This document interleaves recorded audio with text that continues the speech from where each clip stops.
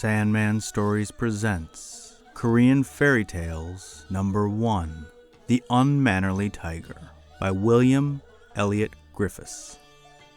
This is story number 1 from the 1922 Korean Fairy Tales story.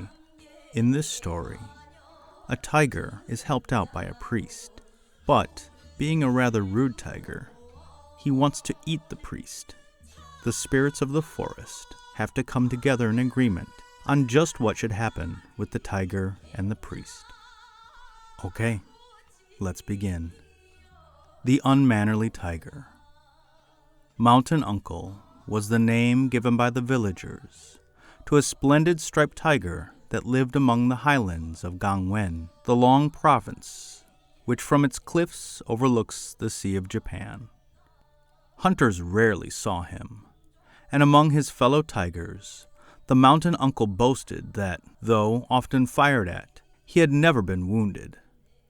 While as for traps, he knew all about them and laughed at the devices used by man to catch him and to strip him of his coveted skin. In summer, he kept among the high hills and lived on fat deer. In winter, when the heavy snow, biting winds, and terrible cold kept human beings within doors, old Mountain Uncle would sally forth to the villages. There, he would prowl around the stables, the cattle enclosures, or the pig pens, in hopes of clawing and dragging out a young donkey, a fat calf, or a suckling pig. Too often he succeeded, so that he was the terror of the country for leagues around. One day in autumn, Mountain Uncle was rambling among the lower hills. Though far from any village, he kept a sharp lookout for traps and hunters, but none seemed to be near. He was very hungry and hoped for game, but on coming around a great rock, Mountain Uncle suddenly saw in his path some feet ahead, as he thought, a big tiger like himself. He stopped, twitched his tail most ferociously as a challenge, showed fight by growling, and got ready to spring. What was his surprise to see the other tiger doing exactly the same things. Mountain Uncle was sure there would be a terrible struggle, but this was just what he wanted, for he expected to win. But after a tremendous leap in the air, he landed in a pit and all of a heap, bruised and disappointed. There was no tiger to be seen, but instead, a heavy lid of logs had closed over his head with a crash, and he lay in darkness. Old Mountain Uncle was caught at last. Yes, the hunter had concealed the pit with sticks and leaves, and on the upright timbers, covered with vines and brushwood, had hung a looking-glass. Mountain Uncle had often beheld his own face and body in the water when he stooped to drink. But this time, not seeing any water, he was deceived into thinking a real tiger wanted to fight him.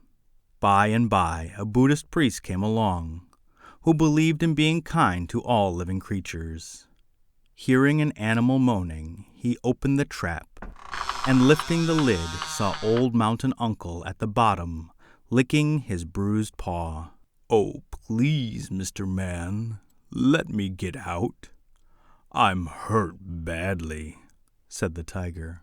Thereupon the priest lifted up one of the logs and slid it down until it rested on the bottom of the pit. Then the tiger climbed up and out. Old Mountain Uncle expressed his thanks volubly, saying to the shaven head, "I am deeply grateful to you, sir, for helping me out of my trouble. Nevertheless, as I am very hungry, I must eat you up."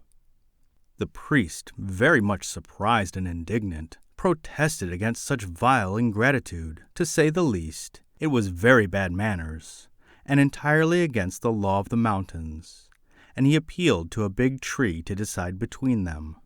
The spirit in the tree spoke through the rustling leaves, and declared that the man should go free, and that the tiger was both ungrateful and unmannerly.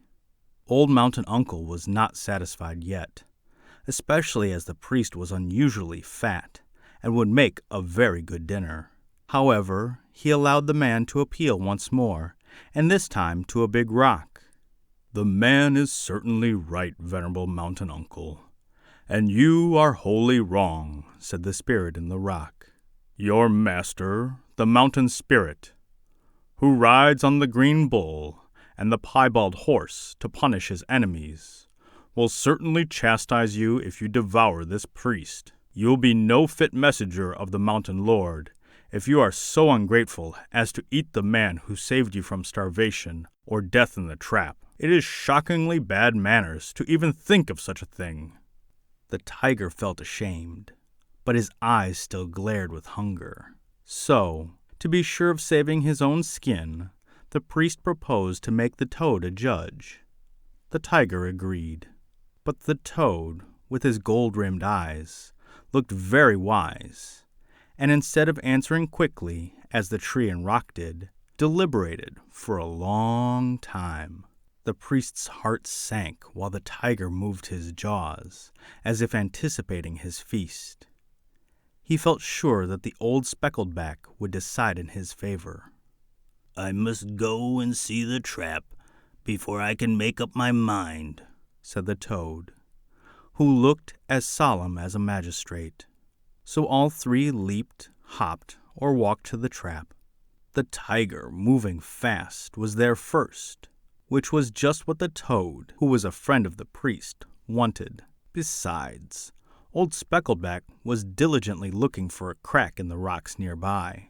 So while the toad and the tiger were studying the matter, the priest ran off and saved himself within the monastery gates. When at last old Speckleback decided against Mountain Uncle, and in favor of the man, he had no sooner finished his judgment than he hopped into the rock crevice and, crawling far inside, defied the tiger, calling him an unmannerly brute and an ungrateful beast, and daring him to do his worst.